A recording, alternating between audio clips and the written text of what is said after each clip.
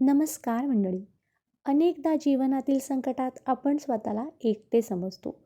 आपण देवाला मंदिरात, तीर्थक्षेत्रात किंवा ग्रंथात शोधतो. पण श्री ब्रह्मचैतन्य गोंदवलेकर महाराज आजच्या प्रवचनात आपल्याला ठामपणे सांगतात, देवाला शोधायला कोठेही जाऊ नका. तो तुमच्या मुखात असलेल्या नामातच आहे. आजच्या या सविस्तर भागात आपण महाराजांच्या त्या वचनांचा अर्थ पाहणार आहोत, जे आपल्याला निर्भय बनवतात.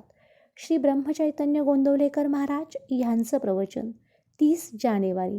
जेथे नाम तेथे परमात्मा आहेच. जेथे नाम आहे तेथे परमात्मा आहेच. हे समीकरण किती सोपे आहे ना.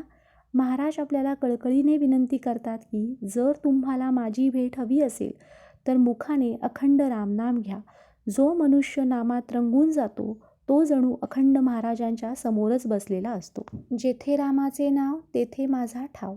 याचा अर्थ असा की रामाचे नाव आणि महाराज वेगळे नाहीत. आपण प्रपंचात आहोत, नोकरी व्यवसाय करत आहोत, घर सांभाळत आहोत, पण हे सर्व करत असताना जर चित्त नामात असेल तर आपण सुखी होऊ शकतो. महाराज म्हणतात, नामात मन ठेवणे हेच माझे खरे दर्शन आहे. अनेकांच्या मनात एक न्यूनगंड असतो, मला संस्कृत येत नाही, मी वेद वाचले नाहीत, मला शास्त्रे कळत नाहीत, मग माझी प्रगती कशी होणार. आजच्या प्रवचनात महाराज अशा सर्वसामान्य लोकांसाठी आशेचा किरण देतात.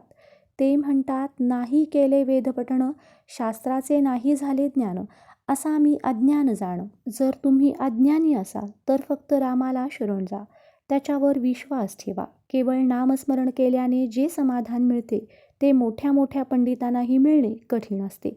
तुमची बुद्धी कशी आहे ह्यापेक्षा तुमचे प्रेम नामावर किती आहे हे महत्त्वाचे. आता या प्रवचनातला सर्वात महत्त्वाचा आणि भावनिक भाग.